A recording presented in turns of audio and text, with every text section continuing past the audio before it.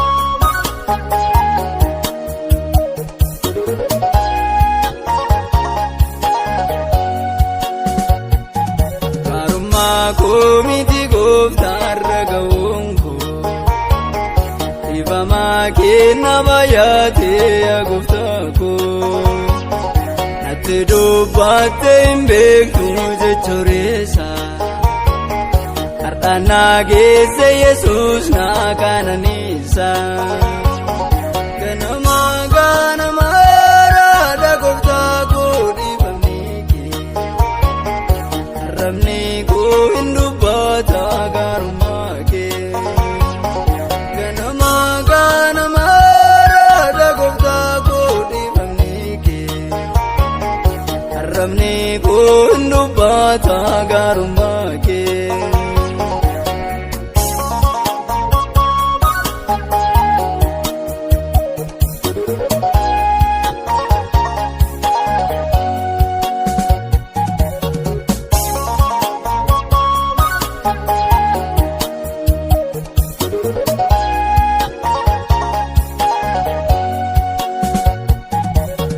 Nama nuffaatii nama deeftee ati garuu naan nuffinee amma har'aattee amala koo hunda baattee asiin nageesse guddisaa kooti gooftaa siin na guddise gatettiin kee amma dhumaatti na baata ano sinni suwwatis naanni singufta gatettiin kee amma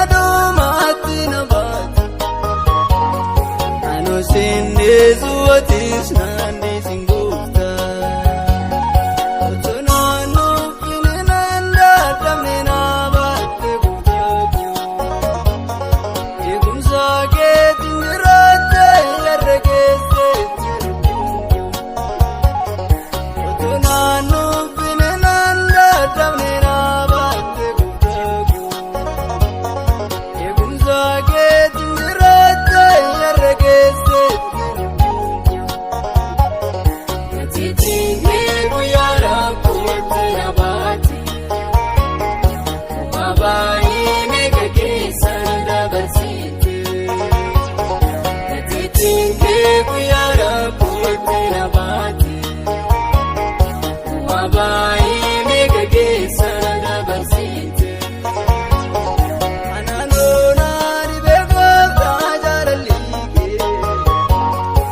Beekaayee tanti baaresoo galaata kee.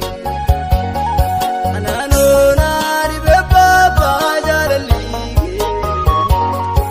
Beekaayee tanti baaresoo galaata kee.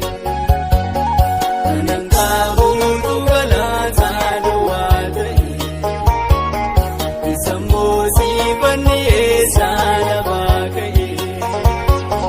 Kanan kaa'uutu farfannaa duwwaa ta'e.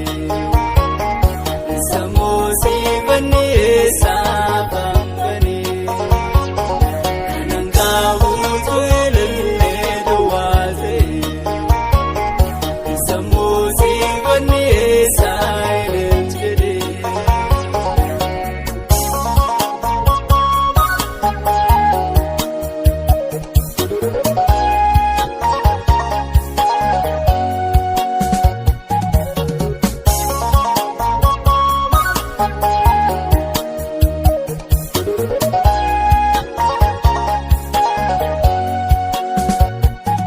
Nakanaaniif ta'e guddaadhee harka keetti. Abeneezeri na gargaarte ammarraatte. Jaalala keetu na dhiibee kan naaf qabdu. Gooftaa koo aarsan siif dhiyeessaa urgeeffadhu. Galanni bulfinni guddaan inni afaan koo keessaa ba'u. Yesuus waaqa garraamii siif haa ta'u. Galanni bulfinni guddaan inni afaan koo keessaa ba'u. Yesuus waaqa garraamii